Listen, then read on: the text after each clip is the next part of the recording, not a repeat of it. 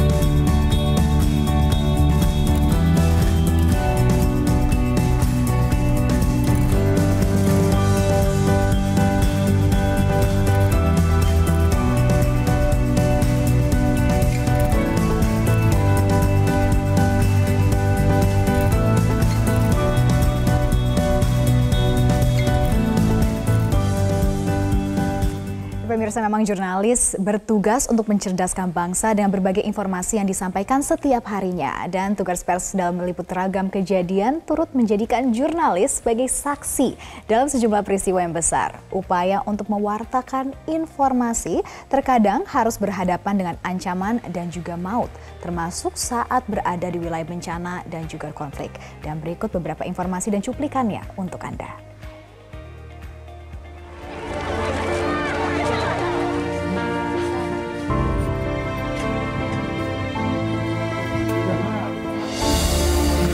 Saya Irwan Abdul Latif.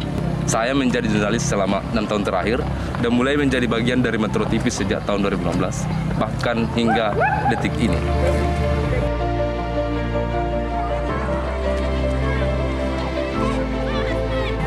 Saya memilih menjadi seorang jurnalis karena saya meyakini bahwa profesi jurnalis itu adalah profesi yang menyuarakan hak-hak warga atau hak masyarakat.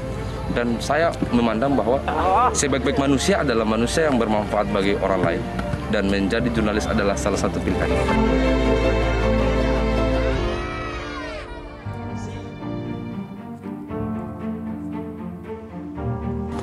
Menjadi seorang jurnalis, saya itu anggap bahwa profesi ini adalah hobi dan panggilan jiwa. Yang menjadi kendala bagi saya pada saat liputan itu, saya telah beberapa kali mengalami atau nyaris menjadi korban kekerasan terhadap jurnalis. Itu berasal dari kelompok massa dan lain-lain. Itu yang paling berkesan.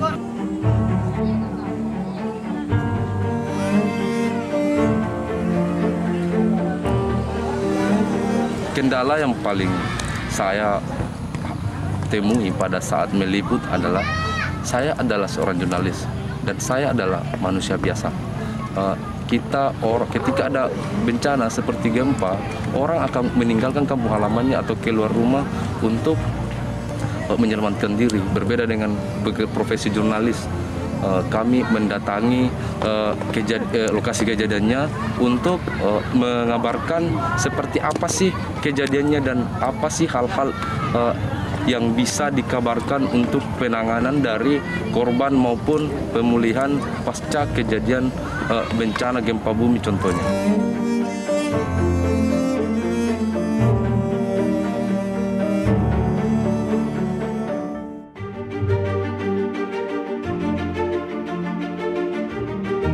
Sejak menjadi jurnalis, saya pertama kalinya merasakan liputan yang contohnya yang meliputan tentang wabah atau yang sekarang itu lebih global yakni pandemi COVID.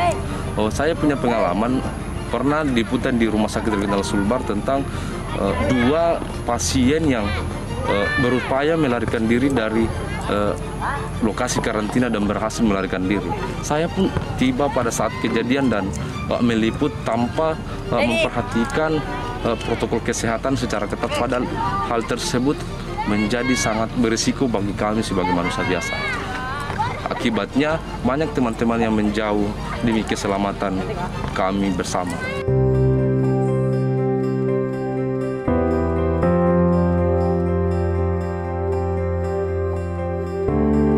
Saya ingin menyampaikan kepada seluruh masyarakat, utamanya di kalangan jurnalis sendiri, agar tidak menganggap enteng dari pandemi COVID-19 ini. Kita harus berupaya untuk AKB atau adaptasi kebiasaan baru, termasuk menerapkan 3M itu, memakai masker, mencuci tangan, dan menjaga jarak untuk memutus mata rantai penularan COVID-19.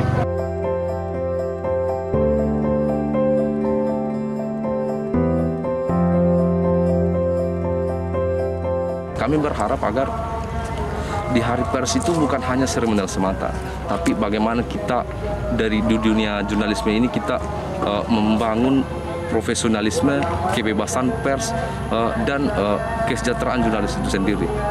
Semoga di tengah pandemi COVID-19 ini kita tetap menjaga etika, menjaga profesionalisme, dan berharap kebebasan pers dan kesejahteraan jurnalis terus ditingkatkan.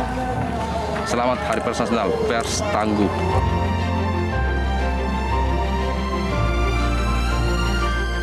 Pers yang tangguh, itu yang pasti diharapkan untuk bisa menyampaikan informasi yang akurat untuk pemirsa dan juga masyarakat semuanya.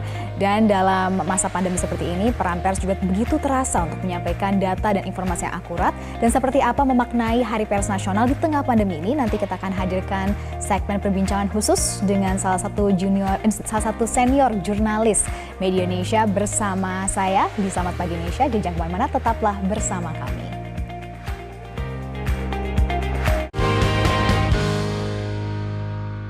Saya Bambang Susatyo, Ketua MPR Republik Indonesia, mengucapkan Selamat Hari Pers Nasional tahun 2021. Sesuai dengan tema Hari Pers Nasional 2021, yaitu bangkit dari pandemi, pers sebagai akselerator perubahan. Mari kita jadikan momentum Hari Pers Nasional untuk mengoptimalkan peran pers dalam menyajikan informasi akurat, bertanggung jawab, dan bermanfaat bagi upaya-upaya kita dalam penanggulangan pandemi COVID-19. Bersama Pers Indonesia, mari kita wujudkan masyarakat yang sehat dan cerdas dalam memaknai setiap informasi.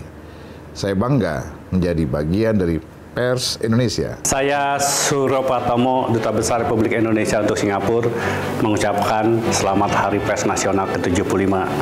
Kita sedang dihadapkan kepada pandemi yang luar biasa, termasuk pers harus menghadapi disrupsi. Karena itu kita harus bisa bangkit dan pers harus menjadi akselerator perubahan. Sekali lagi, selamat Hari Pers.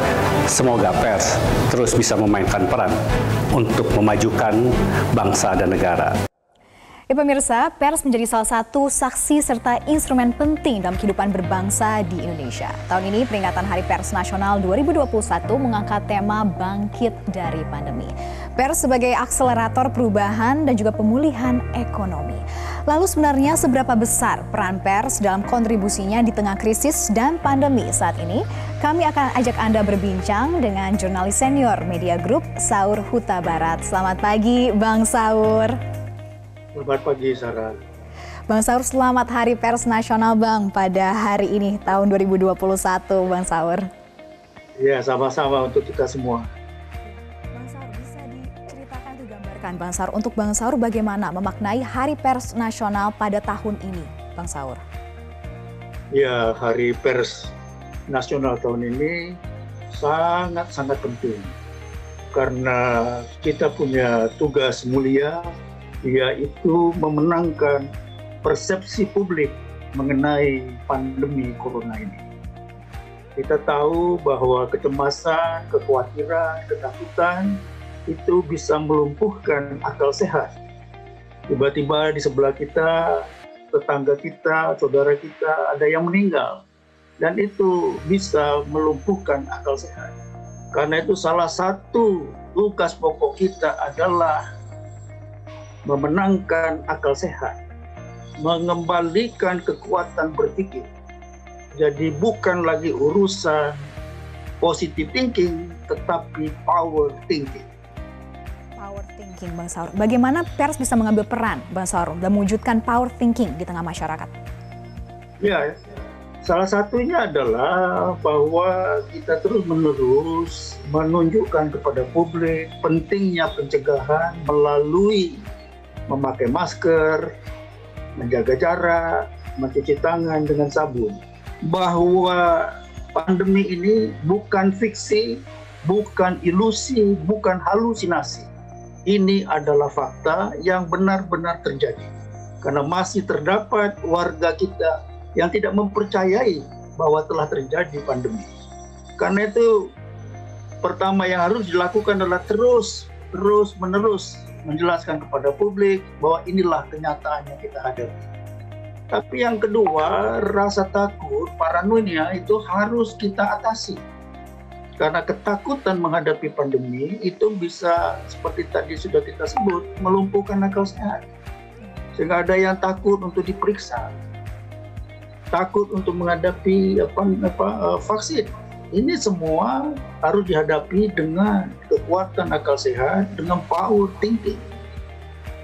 Dan kita hidup di zaman post-truth. Orang lebih percaya pada emosi, pada pikirannya, pada keyakinannya. Karena itu jurnalisme dituntut untuk bekerja lebih keras, untuk mengedepankan fakta, dan memenangkan nalar. Begitu, Sarah. Bang Saur, walaupun demikian kita sudah bekerja keras menyampaikan informasi, menyampaikan data dan mengingatkan terus untuk terus menggunakan akal sehat, tetapi nyatanya seperti yang katakan Bang Saur, masih banyak yang tidak menggunakan akal sehat mereka dalam tanda kutip, Bang Saur. Ini sebenarnya permasalahannya ada di mana, Bang Saur? Missing link-nya ada di mana, Bang? Ya, pertanyaan itu mesti dijawab dengan kesabaran. Ya, karena dari 260 juta rakyat Indonesia itu memang terdapat cukup yang tidak berdisiplin, cukup yang tidak bisa menerima kenyataan ini dengan penuh keikhlasan. Itu misalnya ada saudara yang telah meninggal dari rumah sakit, seyogianya seharusnya itu langsung dibawa ke pemakaman. Tetapi keluarga kan tidak percaya bahwa jenazah telah dimandikan dengan baik dan benar, telah dikain kafani dengan baik dan benar, sehingga memaksa diturunkan dari ambulans untuk dibawa ke rumah. Nah, yang begini-begini ini masih terdapat, tetapi makin lama menurut saya makin berkurang. Jadi memang kedisiplinan sosial tidak dapat dibentuk secara seketika. Harus kita akui dengan jujur, kita bukan bangsa yang memiliki disiplin sosial. Kita malah antri, ada yang memotong antri. Karena itu memerlukan waktu, tapi tidak boleh berlama-lama. Maka diperlukan akselerasi, percepatan untuk menegakkan disiplin sosial. Nah, itulah yang kita lakukan sepanjang hampir 1 tahun ini. Bang Saur juga katakan gitu, tadi. Sarah. Ya Bang Saur tadi katakan juga misalkan sudah diinformasikan, banyak juga sekali warga yang tidak percaya. Nah, tidak bisa dipungkiri juga Bang Saur, banyak sekali warga masyarakat yang masih mencari informasi utamanya dari media sosial, Bang.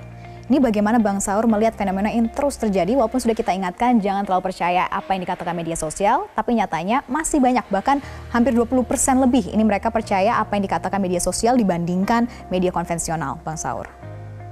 Ya, itu adalah fenomena yang terjadi di mana-mana.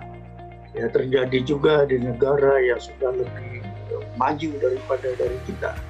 Jadi media sosial itu berpengaruh, karena itu makin pentinglah eksistensi jurnalisme, makin pentinglah kita ketika merayakan Hari Pers ke-75 ini mengedepankan bahwa ada barometer yang harusnya dipercaya. Ada barometer, yaitu jurnalisme yang profesional. Kita ini yang mesti dipercaya, bukan sosmed. Tapi di balik itu, jangan pula jurnalisme yang serius itu mengikuti kecenderungan ya trending topik yang diciptakan oleh sosmed. Nah, di situ juga kita menjadi terjebak. Jadi saya harus bilang juga, tidak bisa atau janganlah berharap 100% orang yang bersosmed itu ya tidak percaya sepenuhnya kepada sosmed. Pasti terdapat. Jadi pelan-pelan dengan literasi, dengan terus kita mengedepankan fakta, ya pelan-pelan ya dengan keyakinan bahwa itu akan makin lama makin akan berkurang. Itu memang tugas berat di tengah segala sesuatu. Melalui sosmed itu yang bersangkutan menjadi reporter, yang bersangkutan menjadi redaktur, yang bersangkutan menjadi pemimpin redaksi, yang bersangkutan juga menjadi medium itu sendiri, ya sesukanya dengan jarinya. Nah, pernah saya katakan persoalan kita adalah ketika jari jemari kita menjadi lebih cepat daripada kemampuan kita berpikir. Makanya terjadi ujaran kebencian, makanya akhirnya polisi mesti panggil orang, tangkap orang, masukin ke penjara, sampai kapan? Nah, ini tugas kita untuk terus mengedepankan bahwa sosmed itu memiliki persoalan besar pada tingkat kepercayaan. Nah, kepercayaan itu hanya dapat diperoleh melalui media jurnalisme yang profesional. Bang Saur, untuk terus meyakinkan masyarakat dan juga mengedepankan kepercayaan masyarakat terhadap media jurnalistik konvensional dan juga yang kredibel, Bang Saur, itu bagaimana? Apa yang harus kita sebagai pers tingkatkan? Nomor satu tentu saja kejujuran, bahwa kalau ini faktanya, ya itulah fakta yang harus dikemukakan. Nomor dua, kita mesti